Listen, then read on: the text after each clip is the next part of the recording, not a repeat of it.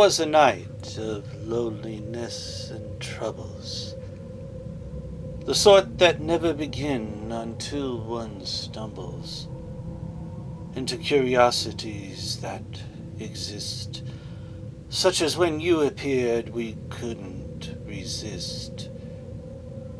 The first smiles, questions and answers and clues that are shared between strangers like us two. You found me as a lonesome-looking man, working still a verse to a poem by hand, when in you slid to do a nervous chat, dressed head to toe like a witch's black cat. At first I wasn't quite sure to trust you, but there was an innocence about you. Before you forever faded away, this memory returns to haunt me today. I can still see you, abracadabra. Your eyes were covered by black mascara. In your fishnet leggings and black skirt joy, I feared a witch, a killer, I feared a ploy. Come on over, you said. Let's watch Baraka and spill the wine red. You will love the art, slow motion it has. Life's too short to blow the chances we have. And so I followed that look in your eye, from the dark wooden booth out to the sky, as we then left the club and hit the streets, not for a kiss, not for sex, nor bed sheets. But why, oh why, only I still wonder, why I had no desires to plunder. The milk of your nipples, the seeds of your womb, no hopes for joy, love my last name on your tomb. Instead I was drawn by destiny and fate to know your secret before it was too late.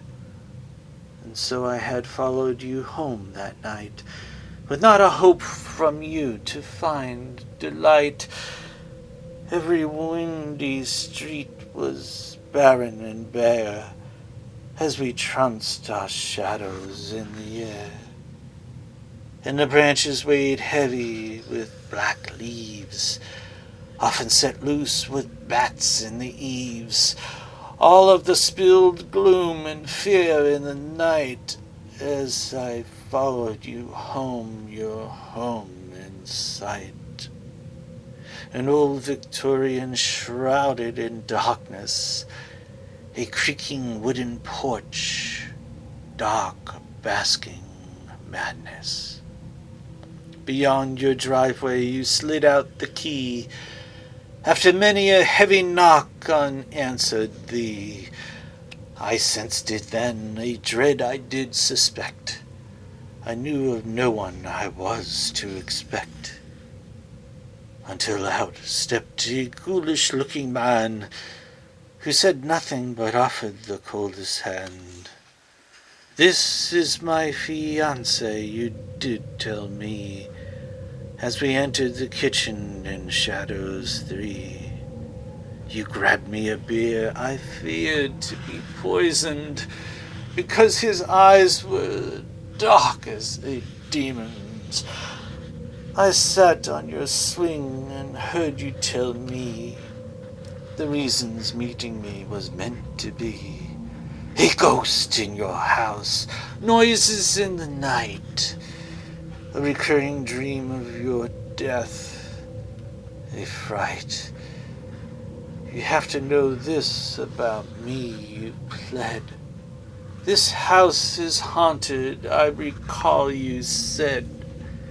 The Charlie Chaplin painting falls to the floor. Every night I die in my dreams at 4. As I writhe in pain and struggle to see, the the face of my killer standing over me. A samurai sword always in his hand.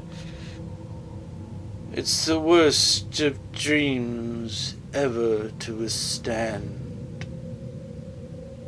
The nightmare began when I moved into this house, with squealing sounds in the walls, but there's no mouse.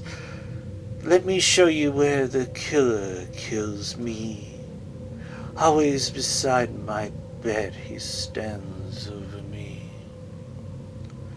Then, as the midnight hours drew in 3, as the witching hour took hold of me, in my drink I did suspect poison.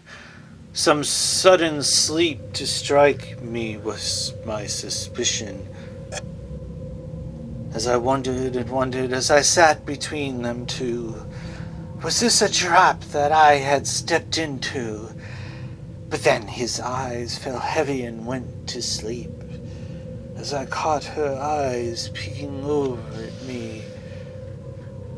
Your smile did then cross your face, a smile wide, and that was when I let my fears subside, that neither one of them would murder me. Tonight we gathered to share company. When the sun arose, she shook him awake, and offered another drink I couldn't take. As the first birds did sing their merry songs, he never spoken once. Something was still wrong. As I slid in next to him in his car and told him we didn't have to drive very far, she talked of her birthday and did invite me to a party. All my friends you must meet. Late next week she said I needed to come. Be sure to bring a friend and have some fun. And so they dropped me off at the curbside, as I watched her wave and smile in goodbye. I knew not for sure what brought me to your door, not until I heard the news forevermore. Poor Fawn, oh poor Fawn, found dead by the bed, with your head half attached and your eyes full of dread. Dozens of stabs in your belly you screamed. You pleaded for help. For him to stop you did plead. But evil never listens to reasons.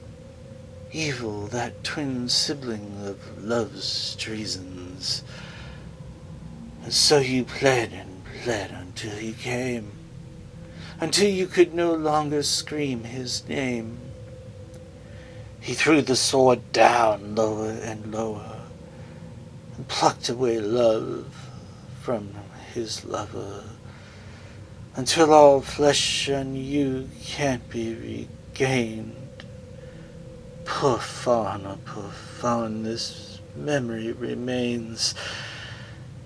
Poor Fawn, oh poor Fawn, this memory remains, until Abel wears repentance from Cain.